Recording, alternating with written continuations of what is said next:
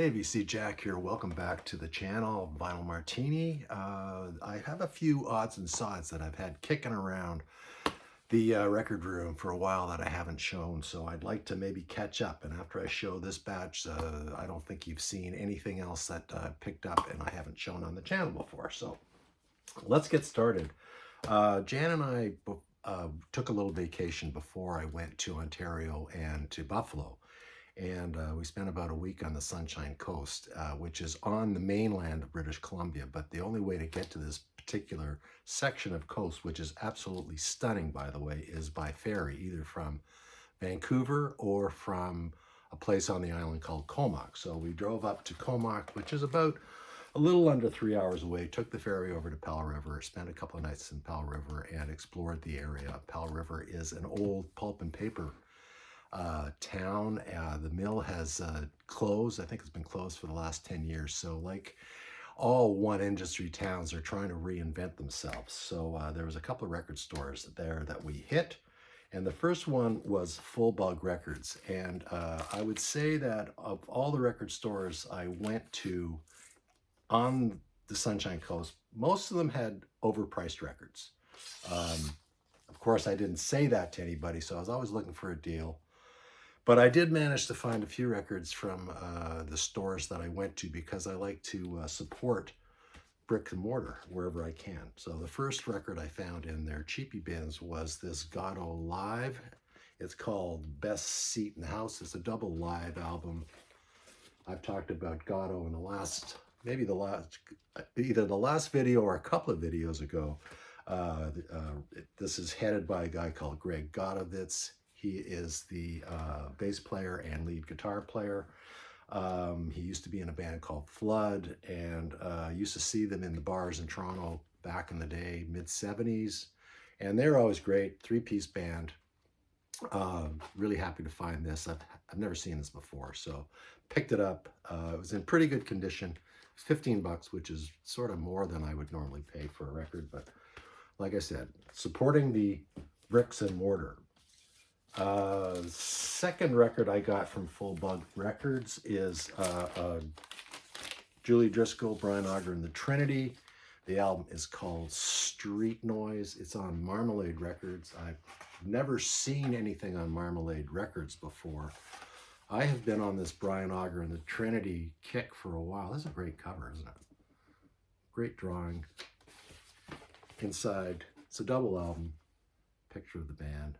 Beautiful Julie Driscoll, that fantastic voice, and that great B3 work from Brian Auger. Like I said, it's a double-sided record. It's on Marmalade Records. There is the label. So really happy to pick that up because I've never seen it before. But you know, I saw a copy in Buffalo after I bought this, and I think the copy in Buffalo was $9.99, so I could have got it for $5. But oh well, that's the way the game goes. Next up is somebody that is sort of forgotten in the mists of time, but it's a record by Phil Ochs, and this is called Tape from California.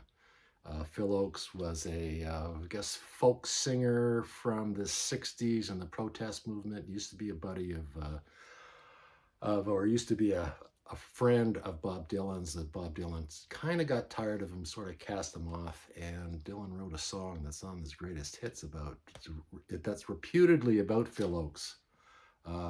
Title of it escapes me right now. But anyways, hardly ever see any Phil Ochs out there, and when I do, they're beat up to crap.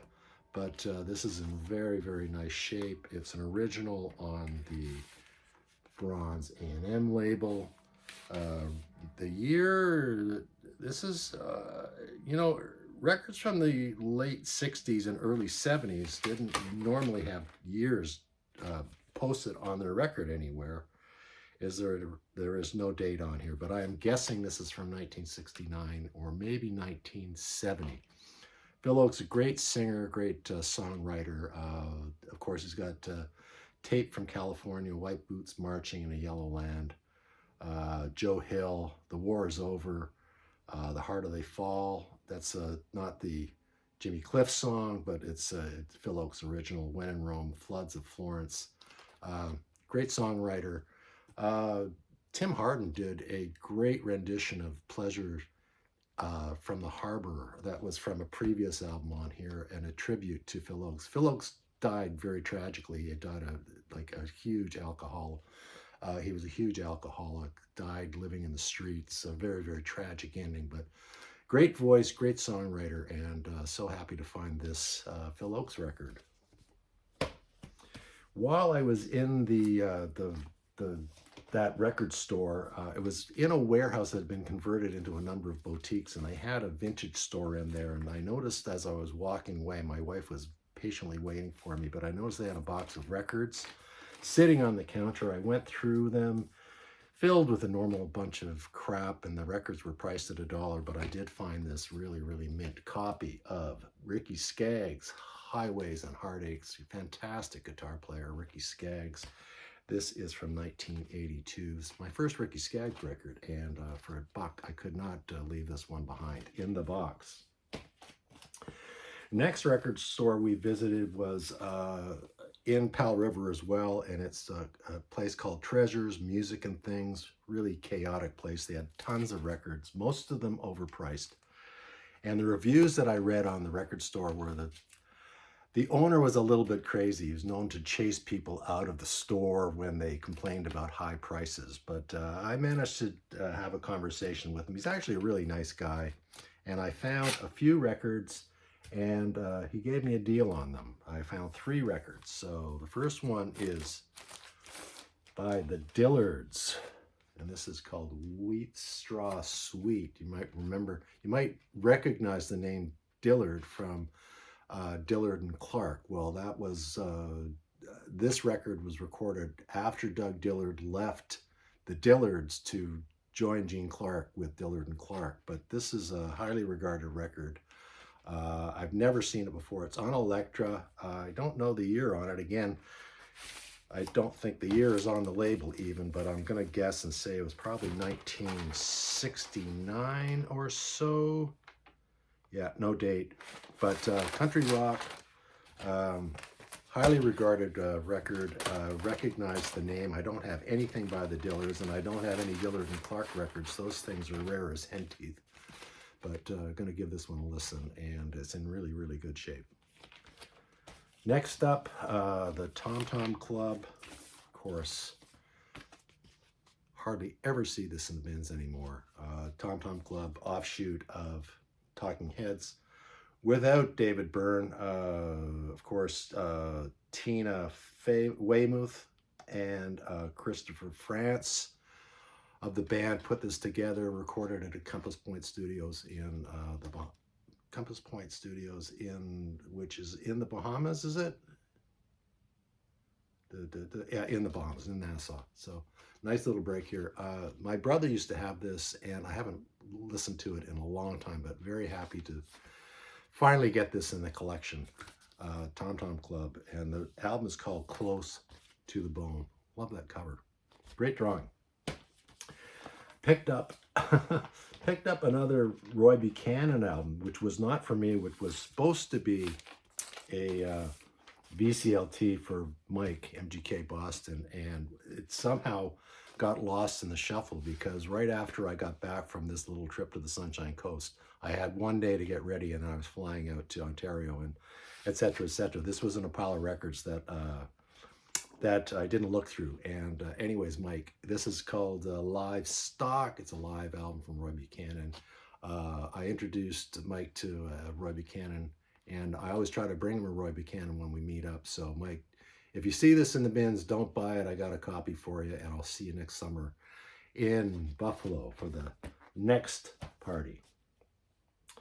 From Powell River, we made our way to Gibson's. You have to take another ferry in between Powell River and Gibson's, just a short little ferry. And folks, the Sunshine Coast is just the most stunning scenery. It's full of lakes and coastline, and the road is winding, just absolutely beautiful. But we went to my sister's in Gibson, or my sister-in-law's in Gibson, and there is a place in town. It's called Reason to Live Books, and they've got a record section. Again, kind of overpriced, but supporting bricks and mortar. I managed to find a couple of records that I thought weren't terribly overpriced, and I've been looking for a while. And this is Pete Shelley, Homo Sapien. I remember this being a single back in 1981. Pete Shelley, of course, from the Buzzcocks, went on to a solo career after he left the Buzzcocks around 1979 or 1980. I think this was his first solo record. Somebody in the UK can correct me on that, but I'm always looking out for this post-punk stuff. Homo Sapien is kind of like a little, I don't know if it's a jokey song, but it's the one that got pulled off for a single. It was maybe a memorable song. The rest of the album is very, very good, though. So Pete Shelley, Homo Sapien. Picked up another Focus album in my for my collection that I didn't have, and it's called Mother by Focus, Dutch prog band with classical leanings. Is Ties van Leer on keyboards. Jan Akkerman is still with the band on guitar. Bert Reuter on bass guitar, and David Kempner on drums. And this is from what do we got a date on here? I'm guessing, I'm going to say about 1974, 1975 maybe. So another addition of my Focus collection. I love Focus. Great prog band from the Netherlands.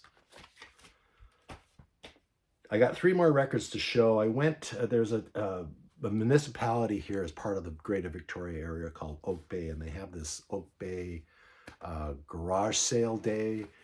And there must be, I'd say 50 to 60 people that have garage sales, and they publish the addresses in the newspaper, and it is so busy. Oak Bay has got cars all over the place, and I usually do not mess with garage sales, but we went with some friends of ours. I was on the lookout for records.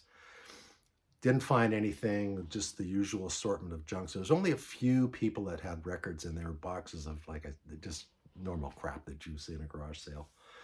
But so I went home. Jan stayed with our friends, and she sent me a message saying, I found some records. They have some records here. Do you want them? So I said, well, flip through them, do a little flip through. I said, yeah. Picked out 3 records that I wanted, and they wanted $5 a piece. I said, well, ask them if they take $10 for the 3 records. And they did. So she brought them home for me, and adding to my Grand Funk collection, this is Grand Funk Railroad, still calling themselves Railroad, from 1972. Of course, this round silver coin album cover, which is really hard to actually put in your collection, but that's the way it was. It's called E Pluribus Funk from, like I said, 1972. Happy to have this in my collection because I just got Survivor, and I got Closer to Home, and I've picked up a few in the last year or so. So not in bad shape. And for $3, $3.30, I think that was worth it. So Grand Funk. That was Grand Funk Railroad. And just after this is 1973 release. I think they changed their name or shortened their name to Grand Funk. This is Closer to Home, and funnily enough, I had found this 2 weeks before in Buffalo. I found a nice copy in Buffalo for about $3 or something like that. But this is going to make a nice gift for me. It is 1973. Terry Knight was the producer. This album got a lot of airplay on FM radio, and yeah. I'm Your Captain on there, and the last song on side 2 is fantastic. That's the cut that got the most airplay. Aimless Lady got some airplay. Mean Mistreater got some airplay as well. So another copy of Grand Funk as a gift for somebody down the road. And last but not least, I finally found a Haircut 100 album. This is called Pelican West. It's on Arista Records. It is from 1982. Haircut 100, a little bit of a ska band, I guess. I don't have anything by them, but I know that Nick Nick's buddy Sandwich is a big fan, and a lot of people in the UK are big fans of Haircut 100. So happy to get this. It was in really pretty good shape. Again, just on the old boring Arista label, and I don't recognize any of the cuts on this record, so, but I'm looking forward to giving it a listen. So that's us caught up to date. Thanks for watching. Oh, listen, I'm wearing my AC/DC t-shirt because tomorrow I am catching the ferry to Vancouver and catching the show tomorrow night. So looking forward to that. That's going to be that. It's in BC Place, so it holds about 60,000 people. This is my 4th time seeing AC/DC. This is my shirt from their 2015 tour, which is getting a little ragged. I got a little hole in the stomach there.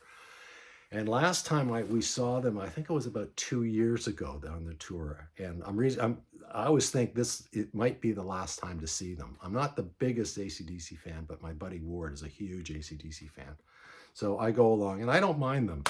And I'm looking forward to seeing them, but I know what the show is going to be like. Probably going to be exactly the same set list as the last show.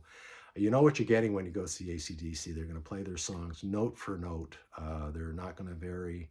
They're not going to slow the pace down or anything like that. It's going to be a huge light show with the cannons and the lights, and it's a huge event. I'm really looking forward to it. Should be a lot of fun, and hopefully we don't get into any trouble. And after that, I am going back up to the Sunshine Coast, which I was just talking about, to Gibson's for my sister-in-law's 80th birthday. So having a little special party for her, family party. Looking forward to that as well. So thanks for watching. Give me a like, give me a dislike. I don't care. Leave me a comment if you want. Anyways, till next time. Cheers, guys.